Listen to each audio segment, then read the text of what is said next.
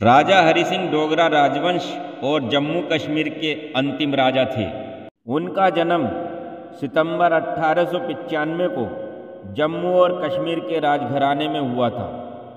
उन्होंने 23 सितंबर 1925 से 17 नवंबर 1952 तक जम्मू एंड कश्मीर रियासत पर राज किया, जबकि उस टाइम भारत पर अंग्रेज़ों का शासन चल रहा था।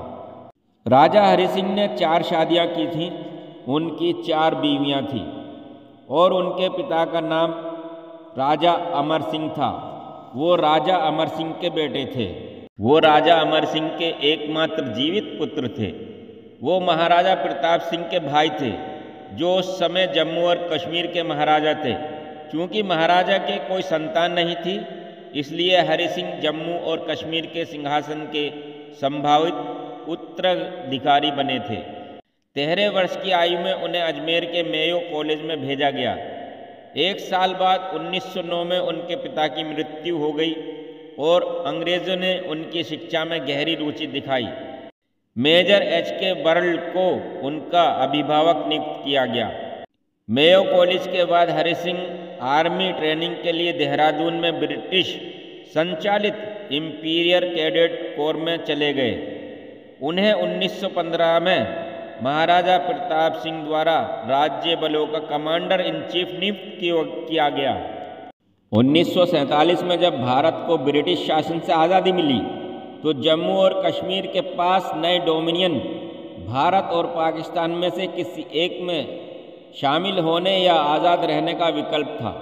हरि सिंह ने तत्काल भविष्य के लिए स्वतंत्र रहने का विकल्प चुना, लेकिन बाद में 6 अक्टूबर 1947 को उन्हें किसी हमलावर की वजह से ये परेशानी झेलनी पड़ी, जिसके बाद 22 अक्टूबर 1947 को एक और पश्तून आदिवासी हमला हुआ।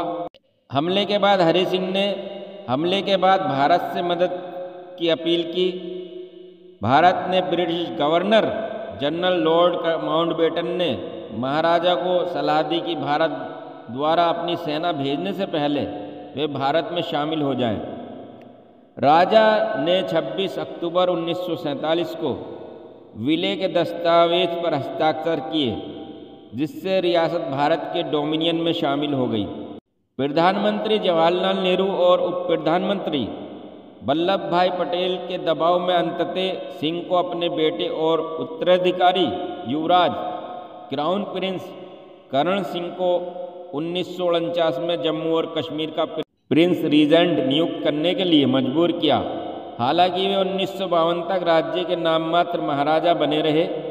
जब नेहरू की सरकार द्वारा राजशाही को समाप्त कर दिया गया, 20 जून 1949 को उनका बेटा रीजेंट के रूप में जम्मू पहुंचा, जबकि राजा उसी दिन बॉम्बे के लिए रवाना हो गए और अपना बाकी जीवन वहीं बिताने लगे।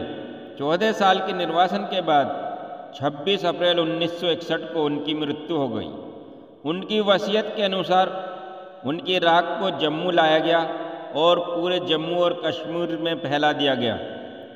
उसके बाद जम्मू में तवी नदी में विसर्जित कर दिया गया। तो ये थी कहानी राजा हरि सिंह की।